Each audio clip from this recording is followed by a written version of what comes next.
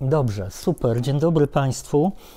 Przed nami takie zajęcia, z którymi mam strasznie duży problem, bo chcę powiedzieć o praktycznym użytkowaniu tych systemów sztucznej inteligencji, przede wszystkim dużych modeli językowych.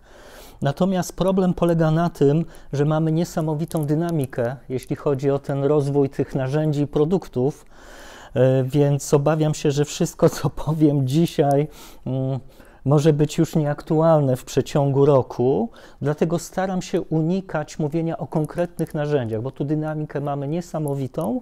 Bardziej mi chodzi o powiedzenie Państwu o takich podstawowych, generalnych zasadach związanych z użytkowaniem, a już szczegóły Państwo będziecie sobie odnajdywać w konkretnych narzędziach. Zresztą też dzisiaj zrobię tam ilustrację, będę Playground, OpenAI używał, ale to czysto ilustracyjnie, proszę mnie. I teraz tak, w kontekście tego, co się nazywa prompt engineeringiem, czyli cała ta dziedzina, no już na dzień dzisiejszy wiedzy, formułowania zapytań do systemów, do dużych modeli językowych, bardzo, powiem szczerze, tutaj duża korzyść dla osób wykształconych humanistycznie, bo to jest zupełnie inna interakcja w języku naturalnym z systemem, z maszyną.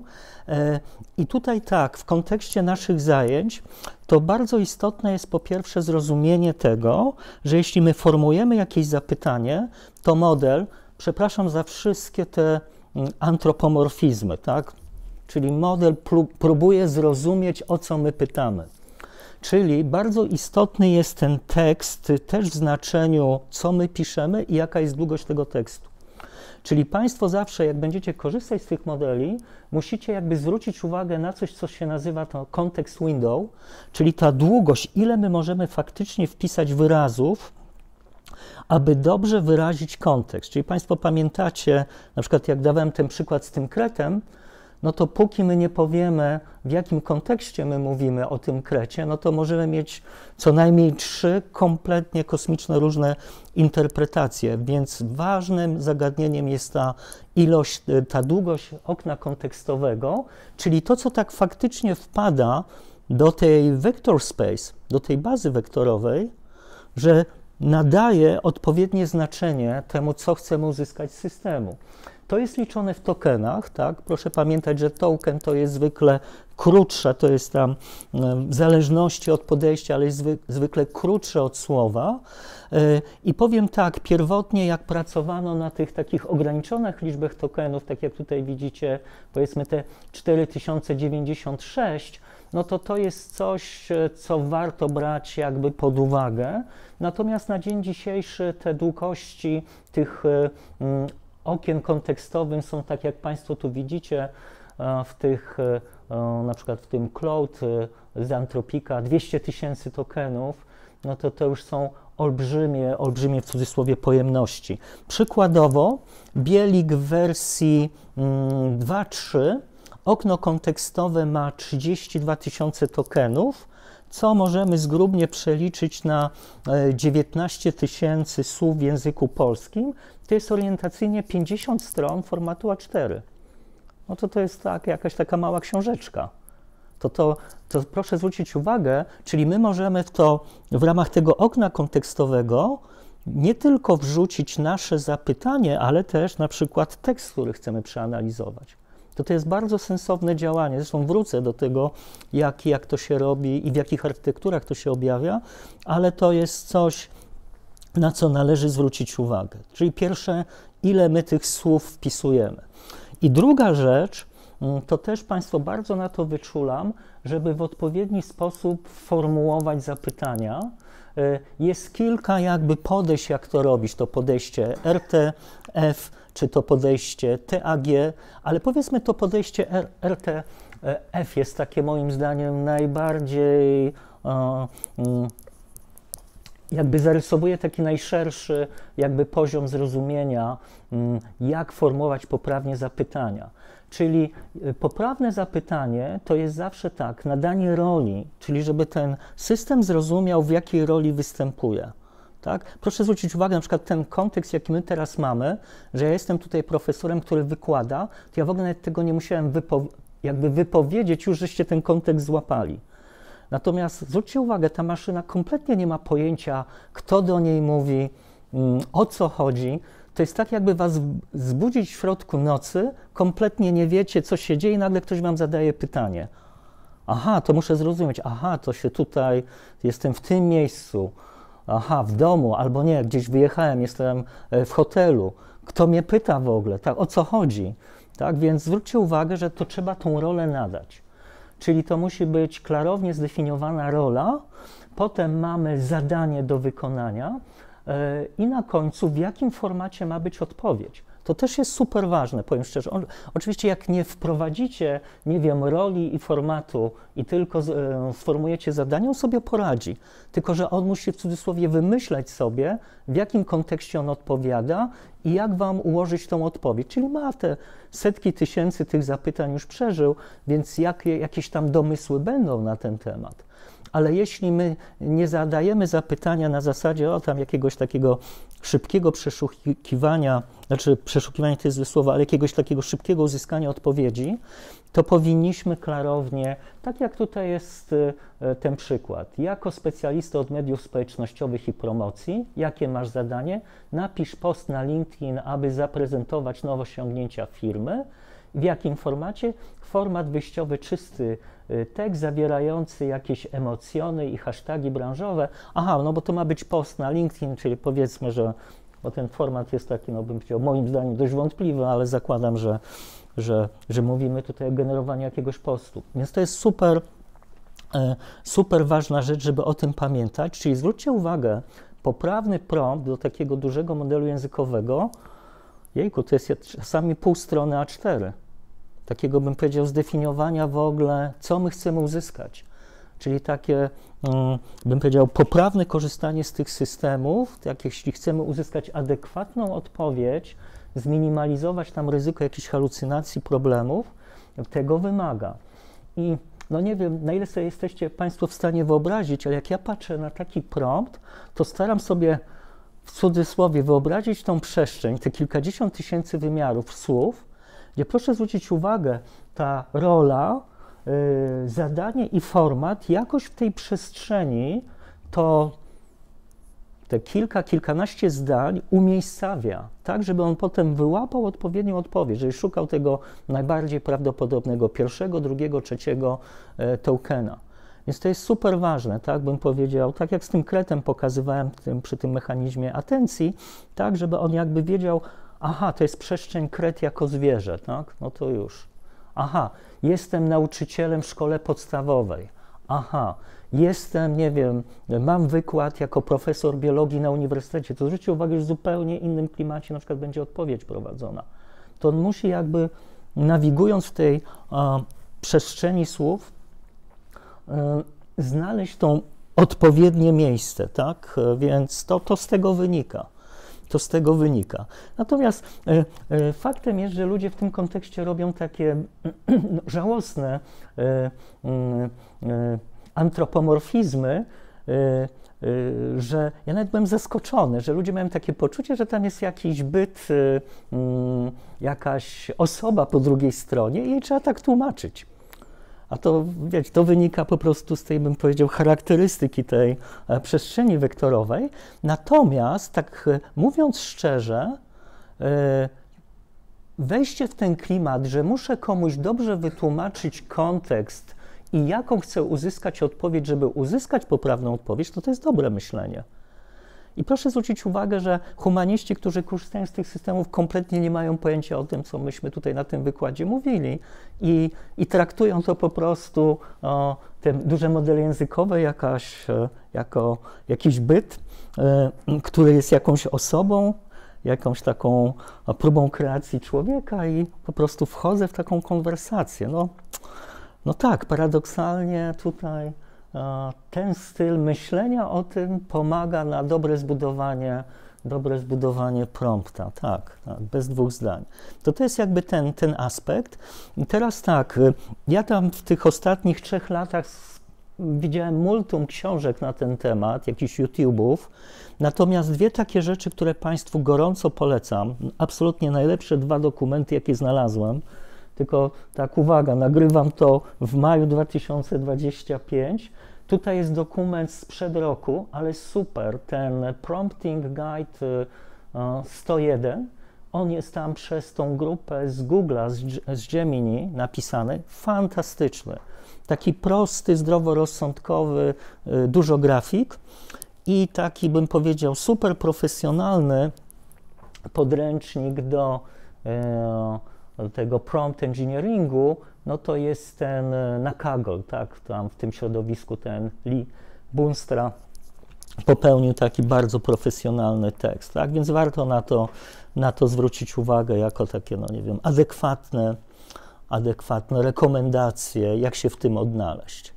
No i tak na marginesie też uważajcie, bo tych kursów teraz w stylu tam AI w tydzień, no to jest zatrzęsienie po prostu, nie? Tam co chwilę ktoś wyskakuje z jakimś szkoleniem, z jakąś propozycją, to powiem wam, lepiej wziąć sobie któryś z tych podręczników i użyć środowisko, na przykład, które teraz wam zaproponuję, jako takie bardziej profesjonalne, jak jakaś tam apka na smartfonie i samodzielnie, bym powiedział, przy waszej jakby wiedzy i potencjale intelektualnym więcej osiągniecie, jak z tych wszystkich takich, no z większości tych takich, powiedzmy, dziwacznych szkoleń.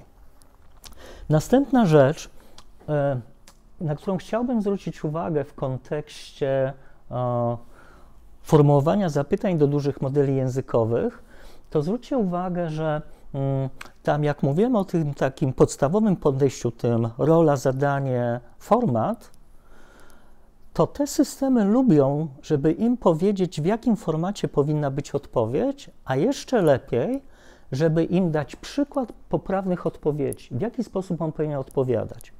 I tu jest takie niezwykle ciekawe podejście, które się nazywa chain of thoughts, tak? Czyli taki łańcuch jakby myśli, gdzie, zwróćcie uwagę, przykład tutaj, to jest bardzo dobry przykład, to jest z tego artykułu naukowego, gdzie to podejście zostało w pierwszy sposób taki formalnie opisane, czyli mamy tutaj jakieś zadanie matematyczne, tam, że Roger ma 5 piłek tenisowych, kupił 2 więcej i tak dalej, no takie, powiedzmy, szkoła podstawowa i tu widzicie jest zapytanie do dużego modelu językowego, jest odpowiedź. I jest następne zadanie, znowu odpowiedź, ale proszę zwrócić uwagę, on za każdym razem odpowiada, no daje po prostu wynik. Natomiast jeśli chcielibyśmy uzyskać ten efekt, jak zostało rozwiązanie osiągnięte, czyli jakie były realizowane kolejne kroki, czyli tak nieformalnie, jakie kroki wnioskowania zostały przeprowadzone, żeby uzyskać jakiś rezultat, czyli chcielibyśmy mieć jakąś tutaj taką wiedzę ze zrozumieniem, to zwróćcie uwagę, że w tym podejściu to się robi tak, że zadajemy przykład zapytania i pokazujemy, jak powinna wyglądać odpowiedź. No i tutaj jest powiedziane, że jakie kolejne operacje matematyczne należy wykonać i dlaczego, żeby uzyskać tą odpowiedź 11. I potem zadajemy mu kolejne zadanie i to już jest to, czyli proszę zwrócić uwagę, ta pierwsza część to jest jakby przykład. To się nazywa, to podejście też się nazywa takie, to by się nazywało one-shot learning, gdzie dajemy mu taki jeden przykład, na zasadzie słuchaj, tak masz to robić i potem dajemy mu, powiedzmy, też zadanie matematyczne, które model rozwiązuje poprzez analogię do tego, jak myśmy powiedzieli, jak powinno wyglądać rozwiązanie. I tutaj widać, że on dochodzi do tej odpowiedzi właśnie w taki sposób, wykonując konkretne kroki i pokazując użytkownikowi, jakie kroki należy wykonać.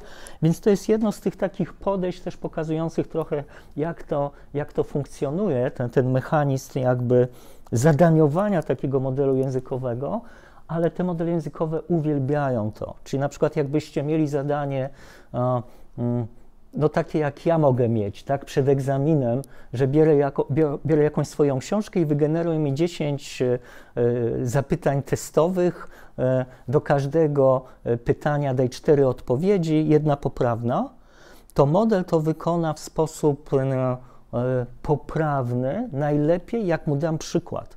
To jak wygląda pytanie, jak powinny wyglądać odpowiedzi, 3 złe, 1 poprawna. To najlepiej dać taki przykład, 1, 2 i on wtedy według tego schematu działa. I na przykład widzi, że te odpowiedzi to mi się gdzieś tam powinny zmieścić w jakimś tam systemie do testowania, czyli to powinny być, no nie wiem, jednozdaniowe na przykład odpowiedzi, nie? A nie jakieś całe elaboraty. No to właśnie w tym podejściu z przykładami to się podaje.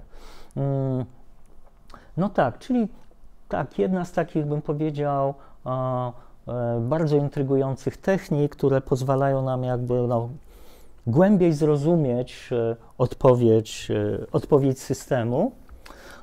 A właśnie, tutaj mam taki, widzę, slajd powiększony, nie musieliśmy się tam męczyć z tym patrzeniem, czyli tak, tutaj tak widać to bardzo dokładnie. Tak na marginesie nawet nie zwróciłem uwagi, że w tym takim podejściu podaj tylko odpowiedź, to tu nawet jest zła odpowiedź, to 27, a w tym podejściu, kiedy on musi wykonać kolejne kroki jakby rozumowania, bo daliśmy mu przykład, to on dochodzi do poprawnej odpowiedzi.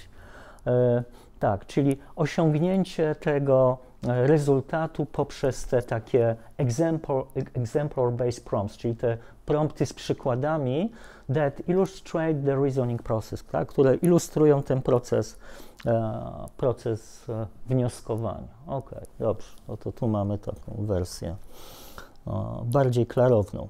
Dobrze, teraz następna rzecz, jeśli chodzi o użytkowanie takie praktyczne, dużych modeli językowych, to warto pamiętać, że oprócz tych modeli, które normalnie się płaci, tak, czyli za użytkowanie, zwykle ta opłata jest na poziomie liczby przetwarzanych tokenów i się kupuje takie paczki tokenów do przetwarzania, no to mamy też modele open source. I tu macie przykłady takich modeli open source, czyli publicznie dostępnych, powiedzielibyśmy, za darmo. Tego już jest całkiem sporo, czyli ten Grok, te modele Lamy, BERT googlowy, czy już wspomniany nasz polski model językowy Bielik. Natomiast warto jakby troszeczkę głębiej zrozumieć, co to znaczy open source. W tych wszystkich przykładach, które Państwo widzicie tutaj na tym slajdzie, to jest tak, jakby, to sobie pozwoliłem użyć ten slajd z prezentacji Andrzeja Karpatiego, ten Intro to Large Language Models, i on to ładnie pokazywał na Lamie drugiej, tym modelu 70B, który tam na upartego można zmieścić na laptopie, że ten open source jest rozumiany w takim znaczeniu, że mamy, uwaga, te parametry, czyli to są wagi do sieci neuronowej, czyli to jest taki plik 140 GB, no po prostu liczb rzeczywistych, i jak je wstawić do tej sieci neuronowej, no to mamy 500 linii kodu w języku C, przy pomocy którego po prostu zbudujemy architekturę tej sieci neuronowej z użyciem tych wag. Czyli open source oznacza, że te wagi to jest plik, który my możemy przeglądać. Możemy go otworzyć w jakimś viewerze i po prostu zobaczyć sobie te liczby. To w tym znaczeniu to jest open source. Natomiast, czyli to jest takie, powiem szczerze, czasami się powątpiewa, czy to jest adekwatna nazwa, że to jest open source, bo nie wiemy co najmniej jednej niezwykle istotnej rzeczy. Nie wiemy, jakie były zbiory treningowe. Czyli widzimy tylko efekt tego uczenia na poziomie tych parametrów, natomiast nie widzimy, na jakich plikach były uczone na jakich korpusach językowych ten model został zbudowany. Więc w tym znaczeniu to jest taki open source ułomny. Natomiast mówiąc szczerze, ja nie jestem w stanie Państwu zbyt wiele przykładów podać takiego faktycznie open source'u, bo nawet Bielik jesteśmy w stanie zobaczyć, co było w korpusach językowych, ale szczerze, według mojej najlepszej wiedzy nie wszystko. To jest jakieś 80, 90% to, co jest jakby upublicznione. Natomiast są też tam rzeczy, które jakby wprost nie zostały spisane czy upublicznione. Nie wiem, jak jest z Plumem, czyli ten kolejny polski duży model językowy. Podejrzewam, że w tej wersji, która jest używana na potrzeby naszej administracji publicznej, państwowej, no to jest pełna klarowność, tak? I to jest dobre podejście. Czyli tam, powiedzmy, jakiś urząd używa ten duży model językowy i, powiedzmy, tam na poziomie państwa, w tym wypadku tym sponsorem tego projektu jest Ministerstwo Cyfryzacji, to jest pełna wiedza o tym, co było w zbiorach treningowych, tak?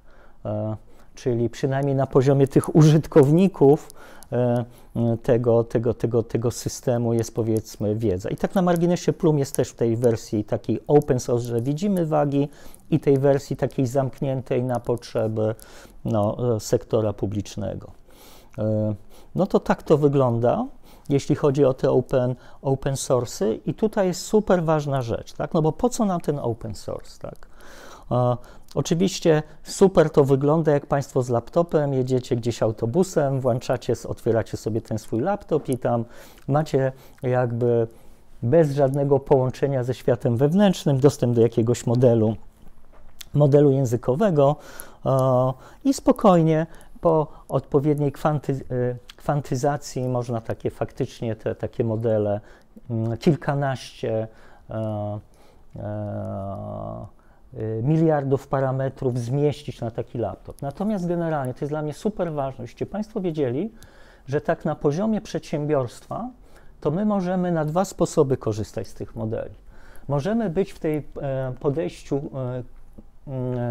że mamy dostęp do jakiejś usługi chmurowej poprzez API, czyli mamy tutaj te nasze serwery, te nasze usługi wewnątrz firmy, powiedzmy jakiś chatbot, który tam, nie wiem, rozmawia z klientami i udziela jakichś tam porad, tylko uwaga, każde zapytanie klienta i każda nawet nasza reakcja jest przesyłana do tego dostawcy tego modeli, czyli powiedzmy pierwsza firma, która to zaczęła robić, to jest OpenAI, tak, z tym swoim API, do swoich modeli, czyli to jakby trafia do tej usługi chmurowej, tamten model analizuje ten prompt, generuje odpowiedź, no i ona się wyświetla, tak.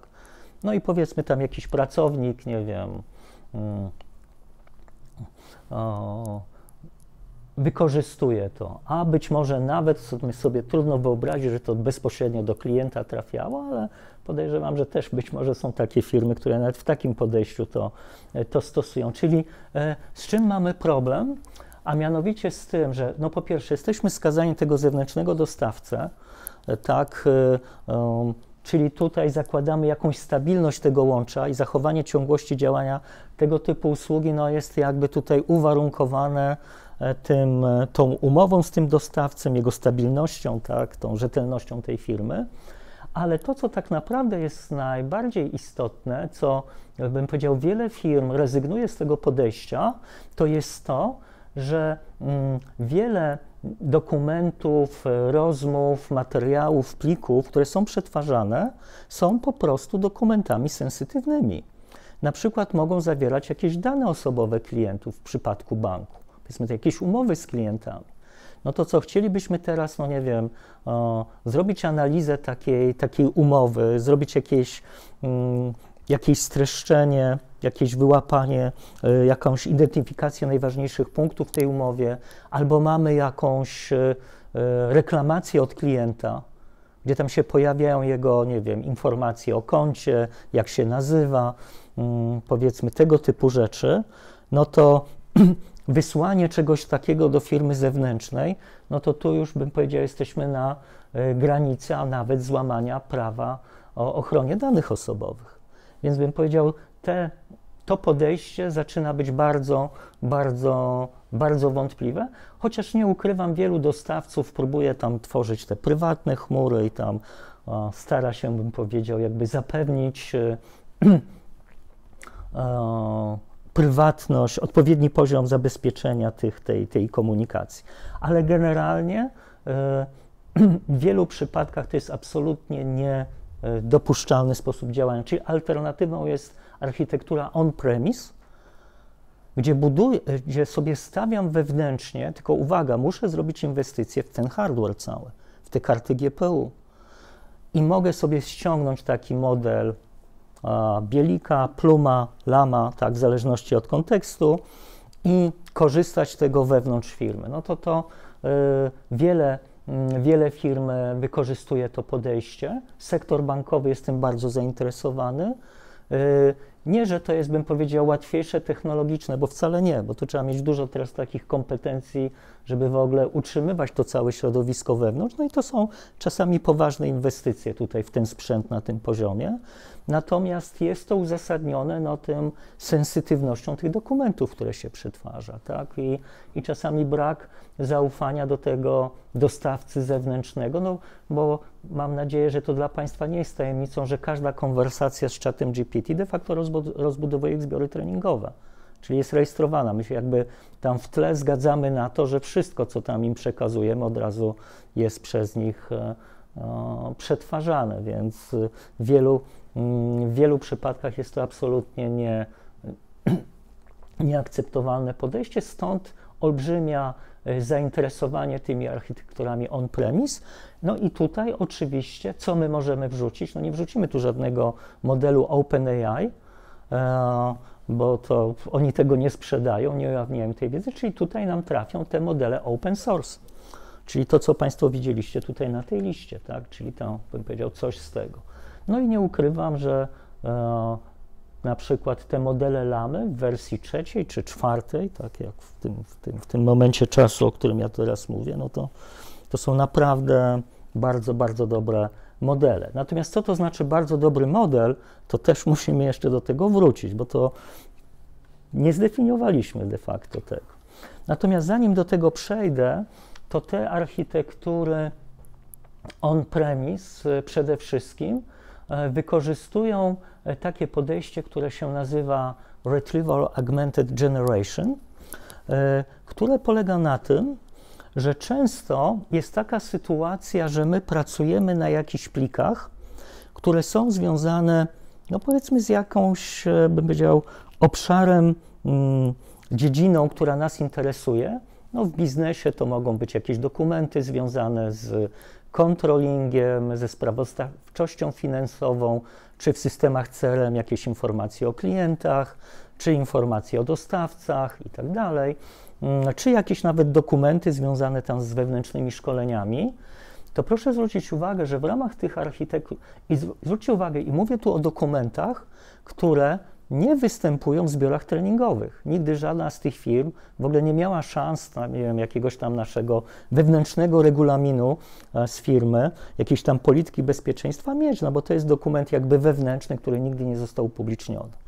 Natomiast załóżmy, że chcielibyśmy na tych dokumentach pracować, tak, nie wiem, przeprowadzać szkolenia pracowników. To taki dokument można wprowadzić do wektorowej bazy danych, którą możemy posiadać tak na marginesie on-premise albo w tym podejściu poprzez API do jakiejś usługi chmurowej. Powiedzmy, to akurat jest na razie nieistotne zupełnie. I jeśli mamy te dokumenty i tworzymy jakieś zapytanie do dużego modelu językowego, to zapytanie odwołuje się nie tylko do tego, co jest tam w tych wagach tego modelu, czyli w takim, w cudzysłowie, tej kompresji, tych skompresowanych tych korpusów językowych, ale uwaga, i tu jest super ważne, ale przede wszystkim odwołuje się do tych dokumentów, które my posiadamy. Czyli, że ta odpowiedź jest głównie generowana na podstawie tej naszej wewnętrznej wiedzy, a może być, nie wiem, tym dużym modelem językowym w jakiś sposób wzmocniona na przykład określonym stylem odpowiadania, prawda, czy na przykład odpowiadaniem w różnych językach. Natomiast ta wiedza podstawowa to są te dokumenty. Zrobię Wam małą ilustrację, bo to jest akurat taka rzecz, że warto, żebyście te rzeczy też sobie poćwiczyli. Nie ukrywam, że tam chyba wspominaliśmy na jakichś zajęciach o notebooku LM, to jest dokładnie ta architektura, ale pokażę Wam to, co ja, powiedzmy, na poziomie takiego testowania używam na co dzień. To jest w ramach usług OpenAI jest całe bym powiedział, takie środowisko, powiedzmy, dla zaawansowanego użytkownika I ja to bardzo lubię, bo tu nie trzeba się bawić z Pythonem, żeby osiągnąć ciekawe rezultaty. I powiedzmy, że ja zrobię coś takiego, że będę chciał pracować nad tym tekstem, który jest no, niezwykle ważny w kontekście naszych zajęć. To jest ta epokowa praca Attention is all you need. Relatywnie trudny tekst, prawda? Jakiś tam artykuł naukowy. To co ja mogę zrobić w ramach tej architektury RAG? Wprowadzić ten plik do systemu, wrzucić sobie do tej mojej bazy wektorowej i powiedzmy uzyskiwać jakieś informacje. Powiedzmy, chcę się uczyć, tak? Chcę się tego nauczyć. W jakimś takim bym powiedział, zresztą to tak na marginesie jest jeden z punktów do egzaminu, takie podstawowe rozumienie tego tekstu. To jakby to wyglądało w ramach tej architektury RAG, że ja jakby wpisuję sobie ten dokument do tej mojej bazy wektorowej i będę pracował tylko na tym dokumencie. Czyli w cudzysłowie nie wymyślaj mi czegoś, co jest poza tym tekstem, bo ja pracuję na tym tekście. I daję wam przykład oczywiście dla jednego pliku, ja mógłbym ich wpisać 20, tak? Bym wziął tam kilkadziesiąt artykułów z jakiejś dziedziny. To, co ja tutaj robię w ramach tego playgrounda OpenAI, już przepraszam, to po pierwsze tak, zwróćcie uwagę, że tutaj wpisałem w ramach tego System Instructions, to jest tak zwany prompt kontekstowy, taki, że ja mu mówię, i to można raz zdefiniować, czyli definiuję rolę przede wszystkim, czy ja tutaj wpisałem, jesteś profesorem na SGH, masz wykonywać zadania tylko na podstawie załączonego pliku. Uwaga, super ważne, jeśli nie znajdziesz odpowiedzi, to odpowiedz niestety nie mogę pomóc, tak? Czyli powiedzmy, chcę się uczyć tutaj, czy chcę sobie, i żeby ten system czasem nie wszedł w jakąś takie meandry, które nie są związane z tym dokumentem. I teraz tak, żeby wam pokazać cały proces, to ja tutaj, czyli mam tu już zdefiniowany kontekst. Teraz tak, wybieram model. Jaki model wybrać? Słuchajcie, ja już mam tutaj, nie wiem, prawie 10 propozycji, to też do tego jeszcze wrócę, tak? To jest osobna część zajęć, jak w ogóle wybrać poprawny model, no bo co? Widzicie, ile tego tutaj jest? To tylko są modele z OpenAI. Natomiast jeszcze jak ja bym dorzucił sobie, nie wiem, metę Anthropica, to ja już bym miał, nie wiem, ze 40 modeli do wyboru. No zaraz na jakim pracować? Czyli to trzeba jakby dostosować do zadania. Więc na razie to opuszczam, ale to też powinien być świadomy, racjonalny pomysł. Akurat ten model pasuje. I uwaga, tutaj zaczytam ten plik, zrobię upload tego pliku, wrzucam PDF z tym artykułem Attention is all you need. Widzicie, jak szybciutko wrzucił, tak na marginesie, on wrzucił ten plik na serwery OpenAI. Robię attach, czyli on teraz wrzuca do bazy wektorowej, które oni tam mają, o tu widać, Vector Store tak nazwałem tego asystenta, dobry nauczyciel, ale on już to wrzucił sobie do bazy wektorowej i to już jest w tej przestrzeni. Tak na marginesie zwróćcie uwagę, jak szybko to się wydarzyło, nie? To były tam dosłownie nie wiem, 2 sekundy to trwało.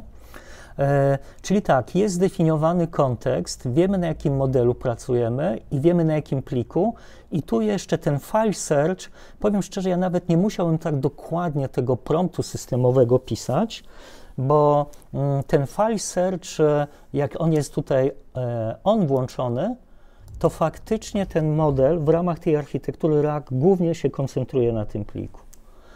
I tutaj tak, na początku te pytania, które widzicie, to są pytania, ja zadawałem takie pytania, że wiem, że na pewno nie ma informacji w tym pliku.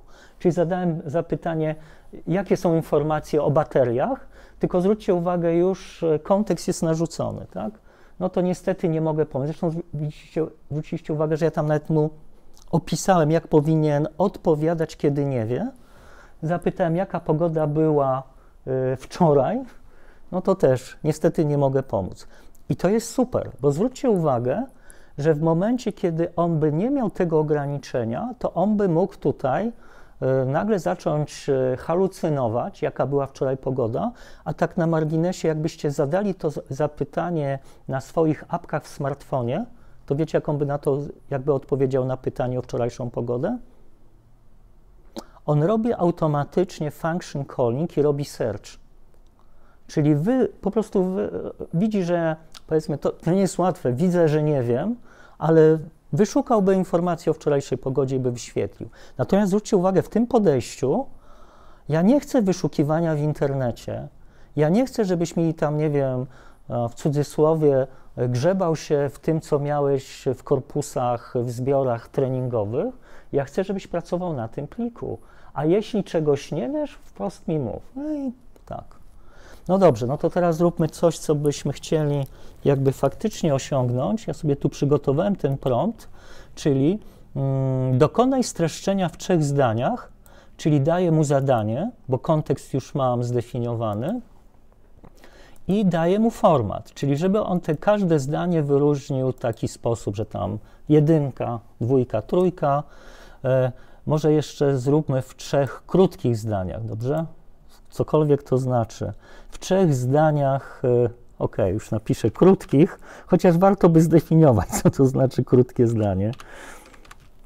W 3 krótkich zdaniach według formatu 1, 2, 3. No to już trochę wam, ok, zobaczmy. Czy tam się dzieje, tak? Tam jest kilkadziesiąt stron tego artykułu, więc jak widzicie, no ale też, no, jak wygląda ta odpowiedź? Czyli tak, zachował ten format, są 3 zdania, no tak, są krótkie, w zasadzie jednozdaniowe. Dokument przedstawia model Transformer. Ok, Transformer umożliwia znacznie szybsze szkolenie oraz osiąga lepsze wyniki w zadaniach tłumaczenia maszynowego. Zastosowanie modelu nie ograniczają się tylko do tłumaczenia maszynowego. O, ciekawe. Powiem szczerze, takie dość okej. Tak na marginesie, pewno o tym nie wiecie, ale w tym artykule w zasadzie cały artykuł jest o translation. Z angielskiego na francuski chyba. To było to pierwsze wykorzystanie Transformera. Więc czyli tak, no bym powiedział, jest to jakby zgodne. Czyli, że w tym drugim zdaniu, że on tutaj mówi, osiąga znacznie lepsze wyniki w zadaniach tłumaczenia maszynowego, ale to trzecie zdanie jest całkiem dobre. Zastosowania modelu nie ograniczają się tylko do tłumaczenia maszynowego. Dokument także zawiera informacje o możliwości użycia Transformera w innych zadaniach przetwarzania języka naturalnego. No i powiem szczerze, w tym parsowania konstytucyjnego angielskiego, no to już czujemy, że to jest jakaś wątpliwa próba tłumaczenia z języka angielskiego na polski. Ja zrobię jeszcze tylko jedną korektę, żeby on odpowiedział po angielsku. Jeszcze zobaczmy, jak on to zrobi. Według formatu 1, 2, 3 w języku angielskim. Oczywiście lepiej by było napisać, powiem tak, jak chcecie super precyzyjne prompty i wiemy o tym, że w zbiorach treningowych 90% tekstów jest po angielsku, lepiej pytać po angielsku, tak, bez 2 zdań. Bo to, co on teraz robi, jest, bym powiedział, dość trudne, bo on to tłumaczy to, co ja napisałem de facto na angielski i potem wrzuca do vector space, chociaż powiem szczerze, nie jestem tego pewny, ale wydaje mi się, że to jest bardzo racjonalne, że on najpierw robi tłumaczenie po angielsku, a potem dopiero przetwarza nie, to jest, przepraszam, co chwilę robię jakąś literówkę, jeszcze L brakuje, prawda? Chociaż powinien sobie poradzić, no ale okej. W języku angielskim, niech to już będzie poprawnie gramatycznie. No zobaczmy, jak sobie z tym radzi. No okej. Powiem szczerze, bardzo zbliżona to jest, bo to zwykle, bym powiedział, to, żeby 2 razy mieć tą samą odpowiedź, jest bardzo niskie prawdopodobieństwo, ale tutaj tak, powiedzmy lepiej to brzmi w ogóle po angielsku, tak? I tu faktycznie mamy to pojęcie English Constituency Parsing, tak? Co jest faktycznie takim wyrażeniem w ramach przetwarzania języka naturalnego. No to tak wygląda. Czyli mamy tutaj ten schemat kontekst, model, wrzucony plik, na którym pracujemy do vector space, do bazy wektorowej, zapytanie, format, no to mniej więcej to jest ten styl, jak to należy robić. I te architektury RAG w kontekście nawet tego, co wy robicie, więc w roli studenta, tak, no to jest taka, bym powiedział, bardzo, bardzo racjonalne podejście i w tych architekturach, tak na marginesie zaraz pokażę podsumowanie, minimalizujemy problem halucynacji, że on faktycznie funkcjonuje w ramach tej przestrzeni tego dokumentu. Więc tutaj znacząco redukujemy halucynacje, ale nie, że je kompletnie niwelujemy. Czyli, że jesteśmy w stanie pracować na jakichś ostatnich wersjach dokumentu, mamy do informacji zawsze ten source attribution, czyli wiemy, skąd ty wziąłeś tą informację, bo to z tych dokumentów masz brać informacje. I co jest super ciekawe na poziomie firm, oczywiście jeśli mamy to w ramach on-premise, no to w ogóle te dokumenty mogą tam, nie wiem, zawierać PESEL i adresy klientów i nikt z tym nie ma problemu, tylko uwaga, on-premise musi być, ale to jest też ten ważny, ten developer control, to mówi o tym, że można zarządzać uprawnieniami dostępu, że na przykład w firmie nie każdy ma dostęp do każdego dokumentu, więc my możemy w ramach tej architektury też sobie jakby stworzyć, że zadajesz zapytania i ten system jakby na wejściu wie, do jakich dokumentów może się odwołać dla osoby o twoich uprawnieniach dostępu, tak, że tam prezes powiedzmy widzi wszystkie możliwe dokumenty, a jakoś nowo zatrudniony pracownik, to tylko tam bym powiedział jakieś takie powiedzmy dokumenty związane tam z tym, które może zobaczyć pracownik na okresie próbnym, tak, więc to też jest, bym powiedział, ciekawe podejście. Dobrze, następna rzecz, o której chciałbym, żebyście mieli jakby na swoim radarze, to są systemy agentowe. Multum się na ten temat mówi. Generalnie o agencie, czyli agent jest niczym innym, jak bym powiedział, programem komputerowym, tak, żeby tu się też nie zwieść, że mam do czynienia z jakimś nadzwyczajnym bytem, który może być w kooperacji z dużym modelem językowym, czyli zadawać jakieś zapytania, jakieś prompty, uzyskiwać odpowiedzi, ale to, co jest ciekawe w agentach, to jest ich zdolność do perform task, make decisions and interact with users or other systems autonomicznie. Czyli, że ten agent posiada pewną wiedzę dzięki temu, że jest w kooperacji z takim dużym modelem językowym i może wykonać jakieś aktywności. Czyli to może być tak, nawet jak widziałem, no dosłownie w tym tygodniu, jak Google pokazywał te swoje nowe modele, to tam jest taki przykład, jak taki młody mężczyzna w warsztacie rowerowym naprawia rower. Ktoś widział to? To jest dokładnie architektura agentowa pokazana i jemu brakuje jakiejś części do tego roweru. To on mówi do tego swojego agenta, pomocnika, słuchaj, znajdź mi, czy są w sklepach tych rowerowych te śrubki, te nakrętki. No to co robi ten agent? Dokonuje tego przeszukiwania, czyli uwaga, to było tak, on wypowiada zdanie w języku naturalnym. To zdanie w języku naturalnym jest przetworzone na tekst. Model językowy interpretuje to zdanie, prawda? Czyli ten agent jakby rozumie, być może jest w stanie, tam chyba nawet jest taki przykład, że się zapytuje, ale dokładnie o jaki rodzaj chodzi tobie śrubek, no to ten mechanik odpowiada. Ten model, uwaga, wykonuje jaką akcję, wyszukuje sklepy, czy jest to na stanie, odpowiada temu użytkownikowi, tak, to jest dostępne i ten chłopak, ten mechanik mówi, no to kup to. To co robi ten agent? Wykonuje działanie w świecie zewnętrznym, czyli dokonuje zakupu. I mówi, tak, już to kupiłem, idzie tam dostawa z kurierem, powinna być tam, nie wiem, pojutrze, nie? Coś takiego. Więc to jest dokładnie ten schemat. Ale proszę zwrócić uwagę, czyli to działanie agenta na poziomie tych akcji w tym środowisku zewnętrznym objawiało się w tym, że wykonał jakieś wyszukiwanie, tak na marginesie mógł wybrać najlepszą cenę, albo nie wiem, sklep, który w najkrótszym czasie robi dostawy, prawda? Nawet zrobić taki ranking tych ofert. Słuchaj, tu będziesz miał najtaniej, ale poczekasz tydzień, a tutaj jutro, tylko że będzie wysoka opłata za kuriera, no i ten sklep to ma tam wysokie marże, to będzie kosztowało. I w tym przykładzie Google'owym faktycznie ten system robi ten zakup, co już jest, no powiem szczerze, strasznie sensytywne, bo czujecie, to jest straszna odpowiedzialność, nie? Bo to już jest jakaś operacja finansowa, dostęp do konta, do jakiejś karty debetowej, jakaś płatność. No daj Boże, tu ten system, tam bym powiedział, kupi dokładnie jedną tą śrubkę, nie nakrętkę, a nie powiedzmy tam, nie wiem, jakieś pudełko, tak, 10 kilo, tak? Żeby już było na zapas.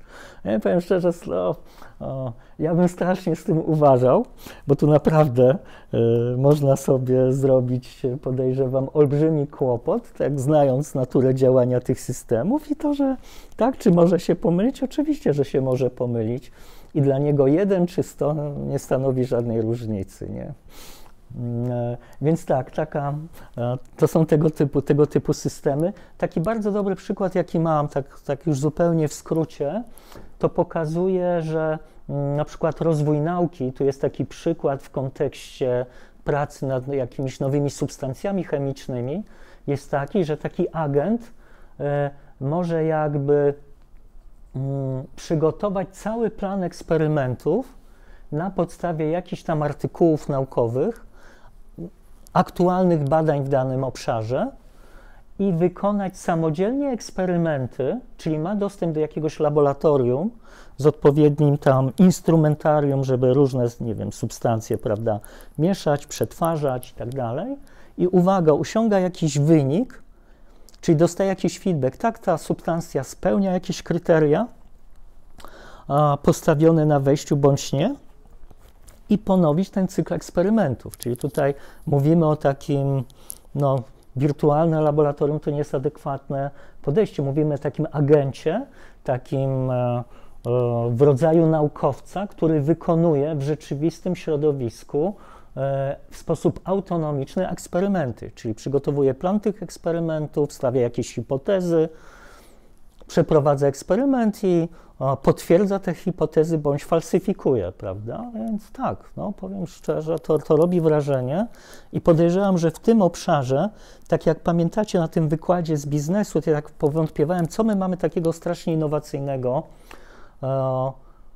że tak brakuje mi takich dobrych przykładów, to jest taki najbliższy w moim rozumieniu kierunek, który być może kompletnie zmieni nasze życie, nie? Że tutaj te systemy nagle zaczną funkcjonować tak, w taki sposób autonomiczny, mieć te efektory, te sensory efektory na świat zewnętrzny. No i zwróćcie uwagę, że poziom działania tych systemów na dzień dzisiejszy to już jest tak, test Turinga to już zdały gdzieś rok temu, a na dzień dzisiejszy jak się robi testy na inteligencję, to one są gdzieś tam na poziomie 130, 140, co już jest naprawdę bardzo wysoko, czyli można tutaj się spodziewać takich nadzwyczajnych takich możliwości, że na koniec dnia to być może ja w ogóle żadnych zakupów nie będę robił, tylko prosił o jakieś racjonalne rekomendacje, nie, w ogóle. Bo tak każdy mój zakup to jest jakieś emocje i brak tam, bym powiedział, być może takiego spojrzenia głębszego w przyszłość, czy to jest mi potrzebne i tak dalej, czy za te pieniądze, czy kupić, czy wziąć kredyt, prawda, i tak dalej. Więc powiem szczerze, tu może być niesamowity potencjał i warto, żeście mieli takie otwarte głowy, tak? Te systemy agentowe to jest naprawdę moim zdaniem coś absolutnie niesamowitego. Jaki model wybrać? To też uwaga, przykład jest z ubiegłego tygodnia. Wziąłem OpenAI, tak jako przykład, bo ja nie wiem, czy ta firma za rok w ogóle będzie istniała, tak? Bardziej mi chodzi o przykład. To na przykład do każdego modelu OpenAI robi taki opis, do czego on służy. Czyli jak mamy na przykład ten GPT-4o, no to on mówi, że on jest dobry do takich codziennych zadań, jak, nie wiem, burza mózgów, podsumowanie, e-maile i że wspiera tą multimodalność, czyli I też w tle tam ładnie pisze, że wykonuje jakieś operacje przeszukiwania, czyli też jest w stanie wyszukiwać w internecie i pracuje na tych różnych formatach plików. I widzicie tutaj to example prompts, czyli są nawet przykłady, w jakich zadaniach akurat ten model byłby przydatny. Czyli na przykład proofread my report, czyli zrób taką weryfikację mojego tekstu, tak? Albo summarize meeting notes into key action items, nie? Czyli mam tam, nie wiem, 4-godzinne jakieś spotkanie, mam transkrypt, nagrało to się, no to na koniec dnia to co myśmy ustalili w ogóle, nie? To co mamy robić? No to tak, no to jest super. GPT w wersji 4,5 to oni tutaj mówią, że on jest lepszy na kreatywne zadania, emocjonalna inteligencja, klarowna komunikacja, kreatywność, czyli na przykład napisz jakiś tam ten taki angażujący post na mediach społecznościowych, nie? No to bierzemy tego GPT w wersji 4,5. Czyli jakbyście się przygotowywali do jakiegoś egzaminu, no to już widzicie tak, z którego modelu powinniście korzystać, albo jak ja robiłem tą analizę tego artykułu Attention is all you need, to jeśli miałbym tylko te dwa modele, no to już wiemy, że ten 4O jest adekwatny. To tu trzeba niestety wykonać w tle dużą pracę, tak na marginesie dla OpenAI, to ja tu zrobiłem taki slajd, no po prostu, bo to się chyba na 4 stronach wyświetla, cały ten opis, jakie ma zdolności i na jakich promptach pracuje, na jakich formatach promptów. No to powiem wam szczerze, no to już trzeba odrobić zadanie domowe i po prostu przejrzeć to i to znać na bieżąco, żeby używać adekwatny model. Tak? Czyli zwróćcie uwagę, to podejście w stylu smartfon i ChatGPT na smartfonie, gdzie my tam na nic nie mamy wpływu i coś wyskakuje, no okej, zwykle jest zachwycające, ale przy takim profesjonalnym podejściu, no to my w ogóle jesteśmy jakby w innym świecie. I to jest multum wiedzy, powiem szczerze. I tak na marginesie irytują mnie te takie szkolenia, bo one, te takie produktowe bardzo, bo ta tabelka jest dzisiaj jeszcze jest aktualna, jak robię ten wykład. Ja to dosłownie wziąłem z początku tygodnia, tak na marginesie. Ale ta tabelka w lipcu już będzie zupełnie inaczej wyglądała. Tak? To zupełnie te modele, nawet te nazwy mogą się nie powtórzyć. Czyli to trzeba na bieżąco jakby śledzić. To jest istotne, że to wiedzieć. A nie, że tam konkretny model akurat, no dzisiaj to on tak działa. No. Więc to jest ważne. I druga rzecz, jak już wiemy, że modele są, bym powiedział, dedykowane na określone typy zadań, to jeszcze my możemy mieć no, na przykład model wspierający pracę programisty z OpenAI, ale też na przykład, nie wiem, z Anthropica, jakiś Claude, albo jakiś z Mety. To który wybrać? Czy w ramach danej firmy, danego dostawcy, to już mam oczopląs, kilkanaście modeli, to szukam, to ten, który będzie wspierał tam, nie wiem, pracę na kodach źródłowych, ale jeszcze mam, nie wiem, alternatywne firmy, które różnie to wyceniają, a niektóre dają mi to w ogóle za darmo, to jaki wybrać?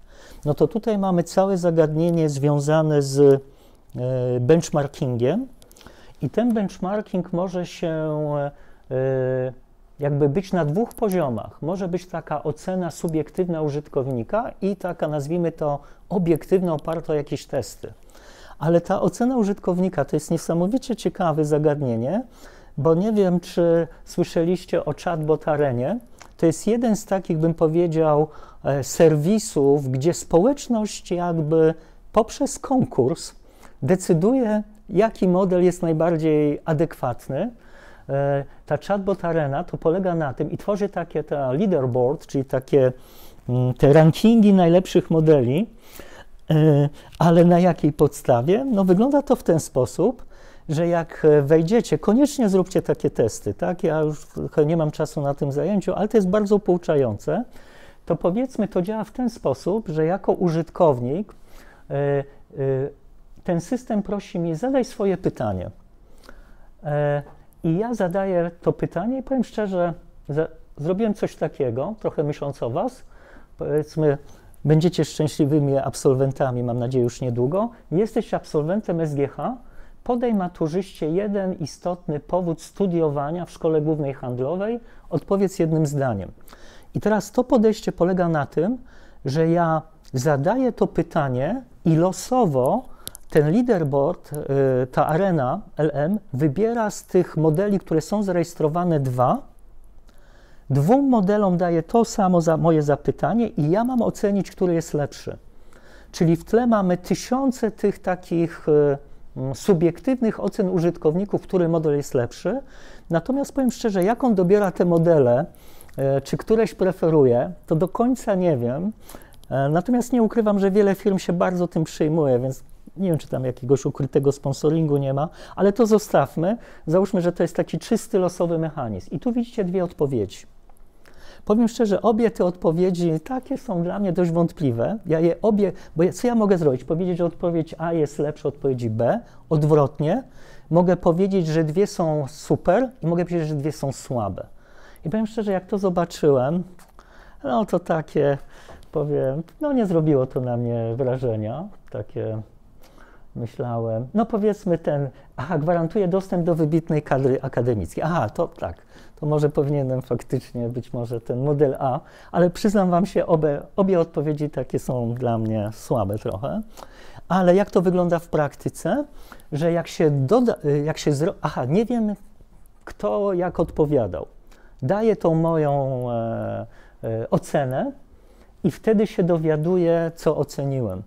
Czyli ja tu de facto porównywałem model O4 Mini, czyli z OpenAI, z jakimś modelem Calm River. Nawet nie wiedziałem, że coś takiego istnieje. Nie? Może to jakiś bielik tam lokalny jest w jakimś państwie. Nie wiem, co jest. To tak to wygląda w praktyce. Czyli tak, stawiam ten mój prompt, losowo są wybierane dwa modele, dają mi odpowiedź i ja wybieram. No i na podstawie tych tysięcy tego typu testów są generowane te rankingi. Czyli jest ten ranking, ten arena score, to są właśnie wyniki tych starć. Tam chyba jest algorytm taki, jak się stosuje w konkursach szachowych, bo tam w szachy to można, prawda, wygrać albo zremisować, przegrać, wygrać albo zremisować. I tam chyba jakiś taki w tle jest liczenie, to widzicie, to jest zrzut też, to robiłem, kiedy ja to na początku tego tygodnia zrobiłem zrzut, czyli widzicie tutaj akurat jest model Google'a numer 1, natomiast tak patrzę, czy jest jakiś model open source, no to tutaj ten chiński jest tutaj, no jest Grok i tu jest DeepSeek, widzicie? Z tym, że to jest strasznie subiektywne, tak? Czyli czy warto się tym kierować? No jakiś zdrowy rozsądek? No warto spojrzeć, nie? Ten model, który chcę wziąć pod uwagę w ogóle, jak ludzie oceniają, tylko zwróćcie uwagę, jakie ludzie prompty wpisują, nie? To są zwykle jakieś proste zdania, tam nie podejrzewam, że ktokolwiek to robił na zasadzie tam jakieś takie super poważne zapytania. Jest ten efekt, nie ukrywam, bardzo popularny. Tak na marginesie, według tego, co tu jest w tej ostatniej kolumnie, to tylko ten DeepSeek jest open source, a ten Grok jest, nie jest open source'owy. Powiem szczerze, do końca nawet już nie wiem, nie pamiętam. Okej, ale to zostawmy, to nie jest istotne. Czyli to jest to podejście takie, te starcia na tej arenie tych dwóch modeli, subiektywna ocena użytkownika. I są też takie podejścia bardziej profesjonalne, oparte o takie już poważne testy i na to chcę wam zwrócić uwagę, bo to jest coś, o czym powinniśmy pamiętać. Te benchmarki polegają na tym, że zadaję jakieś pytanie do modelu, znam odpowiedź i patrzę, czy odpowiedź modelu jest zgodna, trochę tak jakbyśmy testowali, tak jak się korzysta ze zbioru do testowania i te benchmarki są w przeróżnych obszarach. Czyli tak jak widzicie, można, nie wiem, jakąś umiejętność tłumaczenia, logicznego myślenia, wspierania pracy programisty, czy wnioskowania testować. Czyli w zależności od tego, w jakim obszarze chcę stosować model, będę miał różne benchmarki. Ja wam pokażę tylko jeden benchmark jako taki przykład, o co w ogóle w tym wszystkim chodzi.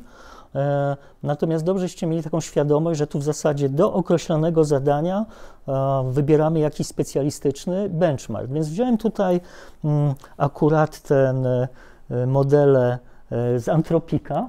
Tak się śmieję, jak patrzę na ten slajd, bo przedwczoraj Anthropic wprowadził już Claude'y w wersji 4, a ja ten slajd przygotowywałem, Boże, na początku tygodnia i on już jest nieaktualny. Czujecie? To jest po prostu kosmos. Ja nawet nie wiem, czy jak ja za rok będę prowadził ten wykład, czy to w ogóle będzie miało sens. Nie? Czyli pamiętajcie, to jest czysta ilustracja.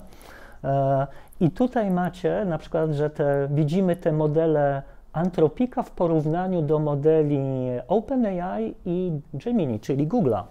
Na różnych testach. To ja tylko wam jeden test pokażę, ten MMLU. On jest bardzo popularny, bardzo często się powtarza. No to o co chodzi w tym teście?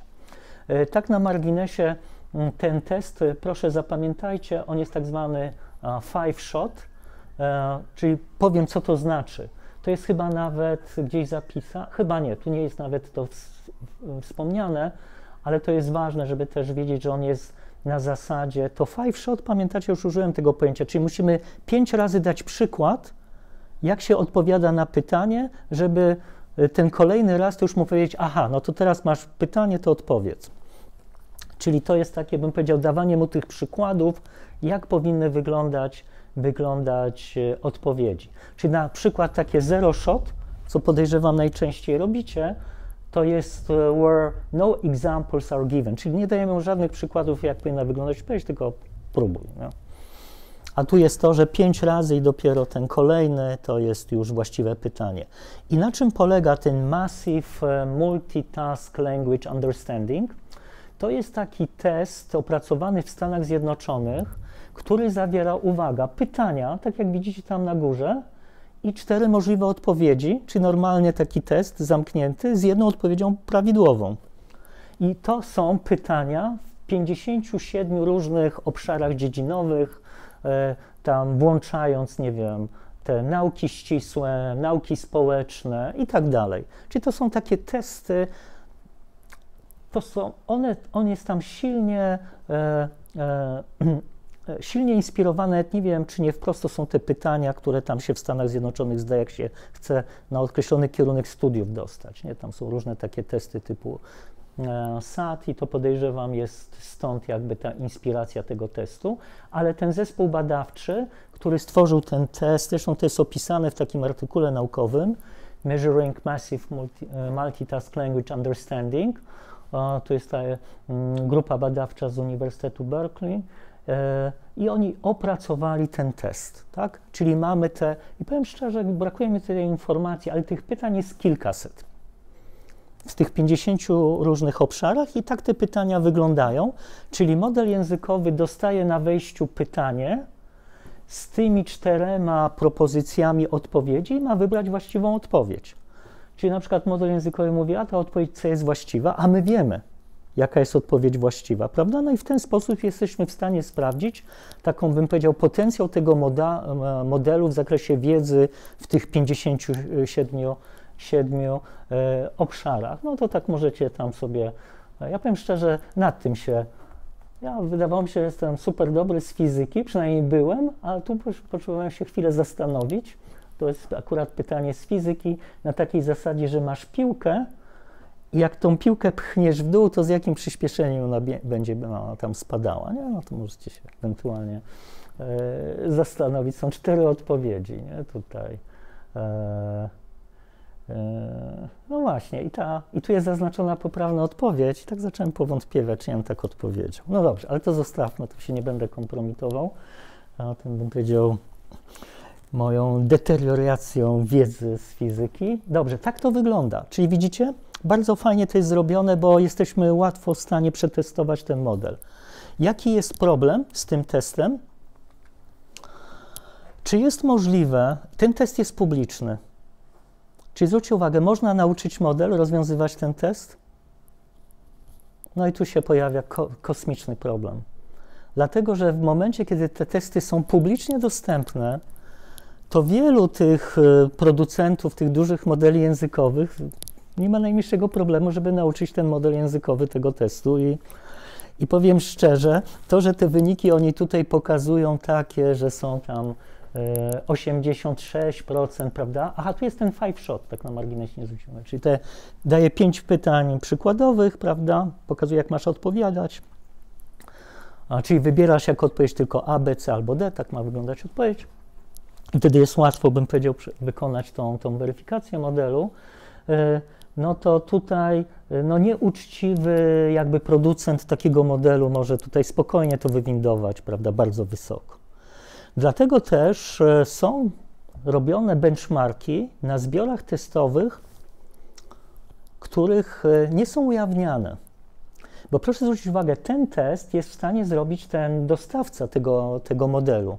Biorą ten test MML-u, mają te kilkaset pytań, przepuszczają, pokazują taki wynik. No i patrzcie, jesteśmy tam, akurat tutaj te modele z Antropika są naprawdę wow, nie? Takie naprawdę bardzo dobre. Natomiast możliwe jest podejście, które zaproponował tutaj, no to jest ciekawe, ten test się nazywa ARC-AGI, ale daje to też jako przykład takiego testu, gdzie ten podstawowy zbiór testujący nie jest publicznie dostępny i tylko ten kreator tego testu może go wykonać. To jest w ogóle ciekawa sprawa, bo to jest w ogóle prace François Chollet, to jest twórca Kerasa, tak podejrzewam, tak, to środowisko do Pythona. On w ogóle pracował w Google, kiedy zbudował cały ten taki framework do Kerasa. Zresztą bardzo fajna książka, chyba ją polecałem, jego. I on stworzył taki test, przede wszystkim jego pomysł na ten test był taki, że te wszystkie testy, no między innymi ten MMLU, to on mówi, że to jest tak zwana memoryzacja. Czyli jeśli są te podręczniki, nie wiem, z fizyki, z chemii, tam z literatury w tych korpusach językowych, to jak mu zadajesz jakieś pytanie tam z fizyki, na przykład tam właśnie z tej fizyki newtonowskiej, no to można powiedzieć tak, no nie wprost, że on ma w pamięci tej swojej, tak, te odpowiedzi i tylko musi jakby tam odpowiednio z tej vector space wybrać tą poprawną odpowiedź, tak. Czyli nawet nie mówię tu o takim scenariuszu, że ten test w ogóle tam jest wrzucony, tylko że jakby z tych podręczników można faktycznie na to odpowiedzieć. I on mówi, że te testy nie mierzą takiej rzeczywistej kreatywności, oryginalności tych systemów. I to stąd się wzięło to AGI, bo to jest od tego Artificial General Intelligence, że to jest ten poziom właśnie, kiedy te systemy byłyby już takie funkcjonujące faktycznie kreatywnie. Czyli jakie trzeba dać mu zadania? Ano takie, że mamy gwarancję, że nie ma w zbiorze treningowym. Czyli, i to jest geniusz naprawdę tego człowieka, bo on stwierdził, że to zadanie powinno być generowane automatycznie w momencie wystartowania tego testu. I on wpadł na coś takiego, że będę automatycznie generował zapytania w momencie, kiedy testujesz, czyli mam 100% gwarancję, że nie mogłeś tego jakby, nie będziesz poprzez tą memoryzację wyprowadzał odpowiedzi. I te zadania są w tym stylu, że na przykład pokazujemy tak, to jest na wejściu taki układ graficzny, a na wyjściu jest taki, czyli rozwiązaniem tego zadania jest to. No to teraz jak ja tak zrobiłem dla dwóch takich tych elementów, to jak mam 3 elementy na wejściu, to jest rozwiązanie. No to teraz jak dam 4 elementy tak tutaj na wejściu, no to jakie jest rozwiązanie? Czyli jakby dajemy ten one shot, second shot i tu już jest pytanie i masz wygenerować odpowiedź. No to tak, nie będę tutaj was testował, nie? Ale to mniej więcej w tym stylu to wygląda i to jest generowane jakby z automatu, tak? I wtedy jakby wiemy, że ten system, nie mógł tego widzieć, tak? A tu trzeba się wykazać jakąś tam zdolnością do myślenia. I tu widzicie wyniki tych działania na tak zwanym semi-private, bo to jest tak, i to jest w ogóle ciekawa rzecz, że tu widzimy najlepszy, to jest wynik chyba, ktoś bardzo dobrze sobie powiedział, to jest jakiś model z OpenAI, z 0,4, jeśli dobrze pamiętam, tam ma bardzo wysoki wynik Natomiast problem polegał na tym, że ten semi-private to są takie testy, że można ten model, jak już wiemy, że to są takie zadania, to można ten model trochę wytrenować. Natomiast François Chollet z tą swoją ekipą ma jeszcze tak zwany kompletnie private test, że nie wiemy, co tam, jak to działa. I nie mamy tych wyników na tym kompletnie prywatnym tekście dla tych modeli takich w stylu OpenAI. Wiecie dlaczego? Bo żeby zrobić ten test, oni by musieli dać ten model tej ekipie François Chollet, żeby wykonać ten test i pokazać, patrzcie, tak to działa, nie? A oni tego nie dają, bo to jest ich, bym powiedział, własność. Więc on jest w stanie tylko to wykonywać na modelach open source'owych i słuchajcie, te wyniki na modelach open source'owych, a tam na przykład Llama wskakuje, która jest całkiem dobra, to te wyniki są na poziomie 20 paru procent. I jest w ogóle konkurs Kaggle w tym kontekście. To tak na marginesie, jakby ktoś chciał z Was, jest $1 milion do wzięcia. Nie wiem, jaki tam jest próg, chyba ponad 50% chyba, właśnie na tym private secie, kiedy faktycznie jakby daje się model im i oni wykonują to badanie, nie, i tak dalej, pokazują wyniki. Więc to jest taki, bym powiedział, to OpenAI się strasznie tym chwaliło, ale praktyka była taka, że no tak, ale wiedzieliście, jakie to będą zadania, mogliście ten model, znaczy wiedzieliście, że taka struktura zadań będzie, tak? Okay. To tak na marginesie jest taki cały mój film na ten temat, czy sztuczna inteligencja jest kreatywna. Krótko o teście RC AGI. Jak ktoś z Was ma ochotę, to jest 5 minut, natomiast to może być dla Was trudne do obejrzenia, bo to był jednocześnie moja próba sklonowania mnie, więc tu mówi mój klon. Więc to wygląda jak ja, mówi powiedzmy tak jak ja, moim głosem, ale jak Państwo już wiecie, jak ja normalnie wyglądam i mówię, no to możecie tu trochę być zaskoczeni, ale to był taki mój eksperyment, czy jestem w stanie nakręcać jakieś YouTube'y, no nie męcząc się tam przed kamerą i wyszło jak wyszło, ale merytorycznie to jest super film, nie? Więc tam szczerze może być trochę kłopotliwe oglądanie tego, ale merytorycznie to jest takie, dobrze omówiony ten test.